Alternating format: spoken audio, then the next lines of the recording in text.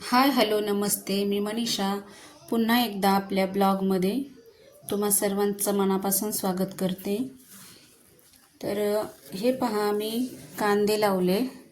थोडंसंच रोप भेटलं होतं मला. आणि ही पहा, इकडं आपली गवार मस्त अशी उगून आली आहे आंब्याच्या आळ्यामध्ये. आणि इकडे लसूण पण छान असा मोठा झाला आहे आता.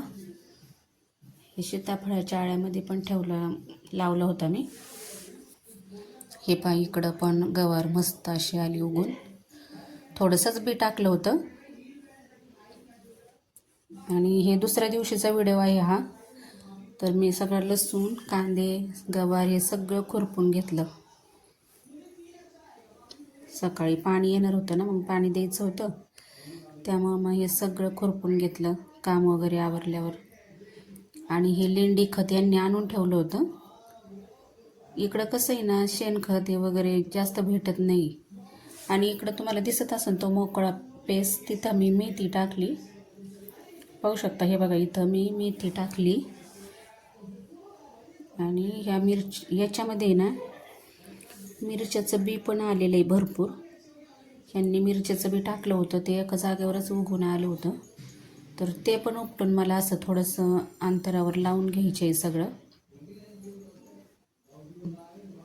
घरातलं सगळं काम तसंच राहिलं होतं. मी सकाळी हेच आवरून घेतलं अगोदर. मग नंतर काय होतं, एकदा घरामध्ये गुंतलं की गुंतून जातं, मग हे तसंच राहून जाईल म्हणून हे खुरपून वगैरे त्याला खत वगैरे टाकलं. आणि पाणी द्यायचं होतं ना, म्हणून मग सगळं करून घेतलं. आपलं छोटंसं केलं आहे हळूहळू, थोडं काही ना काही लावण्याचा प्रयत्न करतच आहे मी. आणि हे आपल्या पाठीमागचा परिसर आहे घराच्या. आणि इकडून बाजूला शेजारच्यांची भिंत आहे, म्हणजे पूर्ण परिसर हा पॅक बंद आहे. त्याच्यामुळं काही जनावरं, गाई वगैरे येण्याची काही भीती नाही आहे. हे इकडं मी मिरच्याचे रोप काढले, त्यातले लसणामध्ये भरपूर असं मिरच्याचं रोप आलं होतं, मग मी ते काढून घेतलं. यांचा फोन आला होता मध्येच, आवाज आला असेल तुम्हाला. तर हे मी एक हातभर अंतरावर लावून घेतले रोप. मिरच्या भरपूर असं रोप होतं मिरच्याचं. आणि इकडं कांदे एका बाजूला होते आणि इकडं मोकळा स्पेस होता. म्हटलं त्याच्यामध्ये थोड्याशा मिरच्या आणि मेथी टाकून द्यावी. मिरच्या लावून घेतल्या अशा, आणि मेथी पण टाकली थोडीशी. हे बघा, अशा प्रकारे लावले मी मिरच्या. गळा खराब आहे माझा. आणि टी व्हीचा आवाज येत असेल तुम्हाला मधून, तर मुलं टी व्ही पाहत आहेत, अभ्यास पण करते. तुम्ही म्हणता की प्रत्येक वेळेस मुलं टी व्ही पाहतात का, अभ्यास पण करतात. आणि मोठी आहेत मुलं, काही लहान नाही. टाईमपास म्हणून आपले थोडा वेळ बघतात आणि नंतर मग अभ्यास करतात. हे बघा, अशा प्रकारे मी लावून घेतली मिरच्या.